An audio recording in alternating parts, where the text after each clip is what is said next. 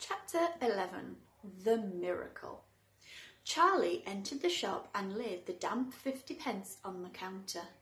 "1 Wonka's Whipple Scrumptious Fudge Mallow Delight, please," he said, remembering how much he had loved the one he had on his birthday. The man behind the counter looked fat and well fed. He had big lips and fat cheeks and a very fat neck. The fat around his neck bulged out all over the top of his collar like a rubber ring. He turned and reached behind him for the chocolate bar. Then he turned back again and handed it to Charlie. Charlie grabbed it quickly, tore off the wrapper, and took an enormous bite. Then he took another, and oh, the joy of being able to cram large pieces of something sweet and solid into one's mouth, the sheer blissful joy of being able to fill one's mouth with rich, solid food. "You looked like you wanted that one, sonny," the shopkeeper said pleasantly. Charlie nodded, his mouth bulging with chocolate. The shopkeeper put Charlie's change on the counter. "Take it easy," he said. It'll give you a tummy ache if you swallow it like that without chewing." Charlie went on wolfing the chocolate. He couldn't stop, and in less than half a minute the whole thing had disappeared down his throat. He was quite out of breath, but he felt marvellously, extraordinarily happy. He reached out a hand to take the change. Then he paused. His eyes were just above the level of the counter. They were staring at the silver coins lying there. The coins were all 5-penny pieces. There were 9 of them altogether. Surely it wouldn't matter if he spent just 1 more. "I think," he said quietly, "I think I'll just have 1 more of those chocolate bars. The same kind as before, please." "Why not?" the fat shopkeeper said, reaching behind him and taking another Whipple Scrumptious Fudge Mallow Delight from the shelf. He laid it on the counter. Charlie picked it up and tore off the wrapper, and suddenly, from underneath the wrapper, there came a brilliant flash of gold. Charlie's heart stood still. "It's a golden ticket!" screamed the shopkeeper, leaping about 1 foot in the air. "You've got a golden ticket! You've found the last golden ticket! Hey, would you believe it? Come and look at this, everybody! The kid's found Wonka's last golden ticket! There it is! It's right there in his hands!" It seemed as though the shopkeeper might be going to have a fit.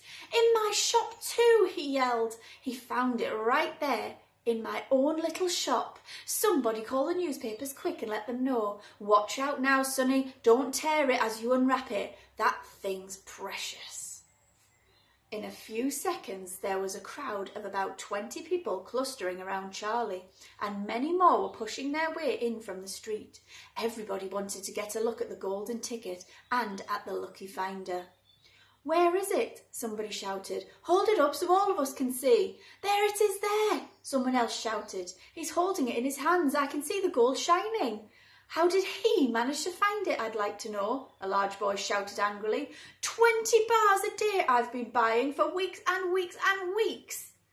"Think of all the free stuff he'll be getting too," said another boy enviously. "A lifetime supply." "He'll need it, the skinny little shrimp," a girl said, laughing.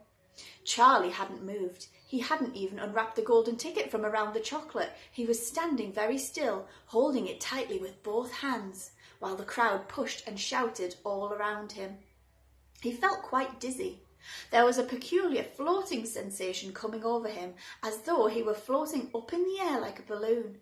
His feet didn't seem to be touching the ground at all. He could hear his heart thumping away loudly somewhere in his throat. At that point, he became aware of a hand resting lightly on his shoulder, and when he looked up, he saw a tall man standing over him. "Listen," the man whispered. "I'll buy it from you. I'll give you £50. How about it, eh?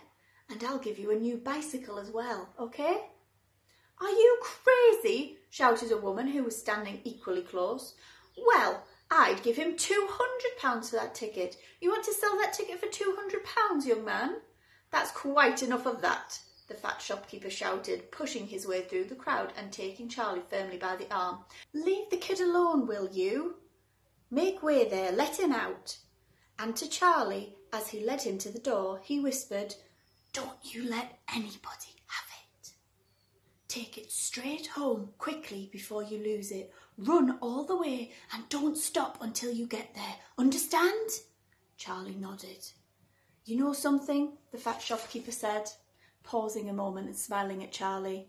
I have a good feeling you needed a break like this. I'm awfully glad you got it. Good luck to you, Sonny. Thank you, Charlie said, and off he went, running through the snow as fast as his legs would go. And as he flew past Mr. Willy Wonka's factory, he turned and waved at it as he sang out, I'll be seeing you soon, I'll be seeing you soon. And 5 minutes later, he arrived at his own home.